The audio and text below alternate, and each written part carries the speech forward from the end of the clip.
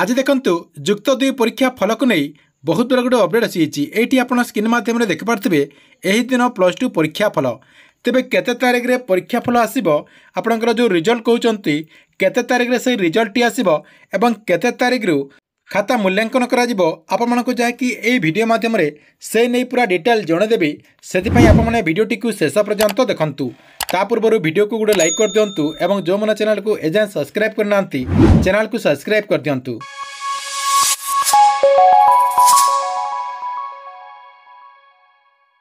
प्रथम देखंतु जुक्त 2 परीक्षार जो रिजल्ट रही से रिजल्ट केते तारीख रे आसीबो ता सहित आपनकर जो खाता रही से खाताटी को केते तारीख रे मूल्यांकन करा जिवो एई नै देखंतु आज गोटे बहुत बड़ न्यूज आसी जायछि एटी आपण स्क्रीन माध्यम रे देख पारथिबे सरिला जुक्त 2 परीक्षा आसंता 2 तारीख रु आरंभ हेबो मूल्यांकन खाता देखिबा पई रहितबा शिक्षकक उपरे रहिबो कड़ा नजर एप्रिल 2 तारीख रु 14 तारीख जाए प्रथम पर्यायर खाता देखा हेबा बेले एप्रिल 16 तारीख रु 28 तारीख जाए द्वितीय पर्याय खाता देखा चलिबो एहा परे मे 15 तारीख रे रिजल्ट प्रकाश पाइबो।